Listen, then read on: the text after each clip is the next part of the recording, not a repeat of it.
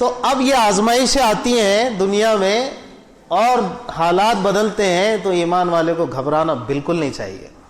وقت کا فرعون گیا، بڑے بڑے نمرود جیسے ظالم و جابر چلے گئے، اور فرعون کے نقش قدم پر چلنے والے جتنے بھی فرعون آتے رہیں گے قیامت تک، ان کی حیثیت ہی کیا ہے اللہ کے امر کے آگے؟ بھائی مجھے بتاؤ، جب ہمارا ایمان ہے کہ اس کائنات میں پتا بھی نہیں گرتا ہے مگر جب تک اللہ نہ چاہے، اس کی مرضی کے بغیر پتا بھی نہیں گرتا ہے، تو اب اگر دنیا میں کچھ فیصلے ایسے ہو رہے ہوں تو ہم سب کو بجائے مایوسی کے یہ سمجھنا چاہیے کہ یقیناً اس کے پیچھے میرے رب کی بہت ہی باریک اور لطیف تدبیریں کام کر رہی ہے، حکمتیں کام کر رہی ہے۔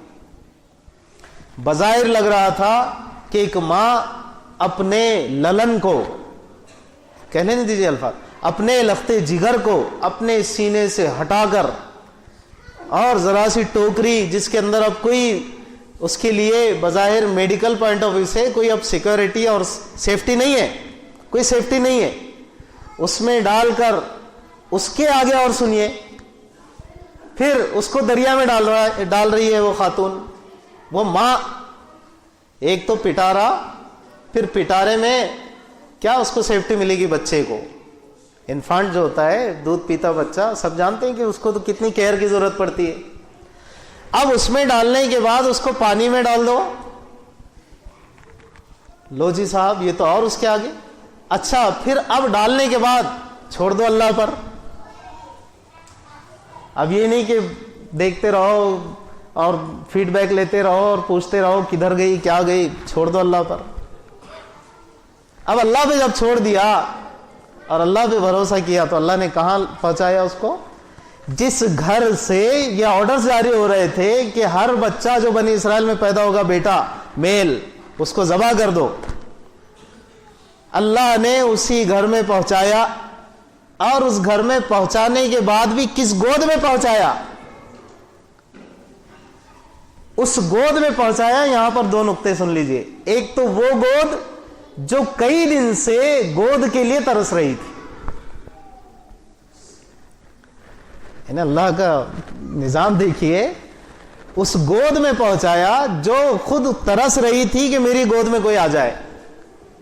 کیسا زبردست، پرفیکٹ ٹو دا ٹارگیٹ، یہ اللہ کی تدبیر ہوتی ہے۔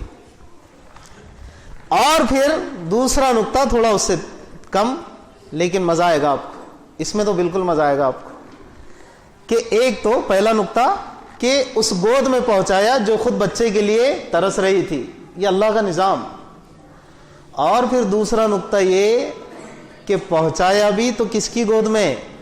بیگم صاحبہ کی، جہاں اچھو کی نہیں چلتی، فرعون کی بھی نہیں چلتی تھی۔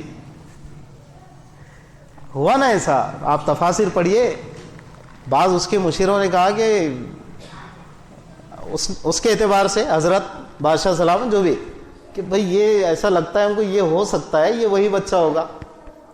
تو فرعون پالیسی میکر تھا، وہ کنگ تھا، سیاست داں تھا، اس کو بھی ڈاؤٹ تو ہوا، ایسے تھوڑی اس نے بھی آنکھ بن کے اچھا بچہ ہے، نہیں، اس نے کہا حضرت آسیہ سے کہ مجھے لگتا ہے یہ وہی بچہ ہوگا، تو یہ تم نہیں رکھ سکتی اس کو، یہ بچہ بھی لے لیا جائے گا، اور بہرحال تم اس کو نہیں پال سکتی، نہیں لے سکتی۔ تو اللہ کا نظام دیکھو، نہیں ایسے عورتیں لینے، ہاتھ تو لگا کے دیکھو، نہیں ہوتا، ہاں کچھ بھی تو نہیں چلتی صاحب، اچھوں کی نہیں چلتی، ہماری بھی نہیں چلتی، اللہ کا نظام ہے یہ۔ تو ایمان والے کو اللہ کی منصوبہ بندی کو سمجھنا چاہیے ہر وقت، لیکن آخر میں یہ پوری بات کا لب لباب ہے، خلاصہ ہے، سمری ہے، سنیے اس کو، مغز ہے یہ۔ تدبیروں کو اور منصوبوں کو سمجھنا چاہیے، لیکن اپنی ذمہ داری کو بھی ادا کرنا چاہیے۔ کہیں ایسا نہ ہو کہ ہم تو صرف تدبیروں کو سمجھ رہے ہیں اور بس یہ کہے جا رہے ہیں کہ اوہ اللہ کا بڑا منصوبہ اس کے پیچھے ہوگا، لیکن اپنا کرنے کا کام ہم نہیں کر رہے ہیں۔ جب اپنے کرنے کا کام نہیں کرو گے تو پھر اللہ کی مدد کبھی بھی نہیں آ سکتی۔ یہ سن لیجیے آپ، اپنا کرنے کا کام کیا ہے بھائی؟ حقوق اللہ کی رعایت اور حقوق العباد کا خیال رکھنا۔ حقوق اللہ کی رعایت میں 5 وقتہ نمازوں کا اہتمام، مسجد کی آبادی، اللہ نے حج کو فرض کیا، حج کی پابندی، زکوٰۃ کا موقع آیا 2.5% ایمانداری سے نکالنا، علماء اور مفتیوں سے پوچھ کر نکالنا، جس وقت جو عمل اللہ نے فرض کیا عبادات کی لائن سے اس کو ادا کرنا۔ دوسرا حقوق العباد، اپنے ذمے جس کا جو حق بنتا ہے اس کو جلد سے جلد ادا کرنے کی فکر کرنا، یہ کرنے کے کام ہے۔ اب یہ کام اگر تھوڑا سا ہم ہمت کر کے کرنے کی کوشش کر لیں گے نا، تھوڑی ہمت کی ضرورت ہے، بس مایوسی کا تو سوال ہی پیدا نہیں ہوتا ہے۔ آپ اور ہم تھوڑی ہمت کر لیں گے کہ پروردگار آج جو ہم نے جمعہ میں بات سنی ہے، بیان سنا ہے، تو اے اللہ ہم آپ کے حضور سب سے پہلے تو اپنے گناہوں سے توبہ کرتے ہیں۔ دیکھو توبہ میں دیر نہیں کرنا چاہیے، ایسا نہیں کہ بھی 2 رکعت جلدی سے پڑھنا ہے، ٹائم بھی ہو رہا ہے، نہیں۔ یہ جو جمعہ کی بڑی اہمیت ہے، بہت زیادہ اہمیت، اللہ کرے مجھے آپ کو قدر آ جائے اس کی، قدر آ جائے اس کی۔ قدر نہیں ہو رہی ہے بھائی، رواجی چیزیں بہت ساری ہو گئی ہے، ہر دین کی بات، جوڑ ہو، گشت کے اعمال ہو، مجلس ہو، تنظیمی کام ہو، کہیں پروگرام ہو، جی ہفتے واری بات ہو رہی ہو، جو بھی ہو، جمعہ میں بات ہو رہی ہو، ان سب کو بہت دل سے لینا چاہیے۔ تو پہلا کام سچی توبہ، اور اس میں دیر نہیں، دل ہی دل میں اگر بندہ اپنے رب کے حضور رجوع کر لے، پروردگار کہنے والا کہہ رہا ہے میں بھی آپ کے حضور آپ کی رحمت سے امید باندھ کر اب تک کے جو بھی میرے گناہ ہوئے ہیں چھوٹے بڑے سب سے توبہ کرتا ہوں، 1 سیکنڈ کی ضرورت ہے بس، دل ہی دل میں۔ اللہ ہے بھائی، وہ اللہ ہے، اس کی شان کریمی کا کیا کہنا۔ اور اس کے بعد آئندہ کی زندگی پروردگار آپ کے حکموں کے مطابق گزاروں گا، یہ پکا عزم کرنا ہے۔ پھر کتنے ہی ہونے دو جی، آپ مسند اقتدار پر بیٹھے ہوئے لوگ، اور کیسے ہی ہونے دو، کتنے بھی ہونے دو اور کیسے بھی ہونے دو، دیکھ لینا انشاءاللہ ثم انشاءاللہ اگر یہ 2 کام ہم نے کر لیے، ایک تو گناہوں سے بچنا، سچی توبہ، حقوق اللہ کی رعایت، حقوق العباد کی رعایت، 24 گھنٹے میں ہم یہ کوشش کریں کہ بھائی مجھ سے کم گناہ ہو۔ میں یہ نہیں کہہ رہا ہوں کوئی گناہ ہی نہ ہو، ہم تو معصوم ہونے کا دعویٰ ہی نہیں کرتے ہیں، لیکن ارادتاً ہم کسی بھی گناہ کو نہیں کریں گے۔ بس یہ اتنا جملہ یاد رکھو، ارادتاً۔ جب صبح ہو تو اللہ کے حضور دعا کرو، پروردگار آج کا دن ایسا گزارنا چاہتا ہوں جیسے آپ دیکھنا پسند فرماتے ہیں۔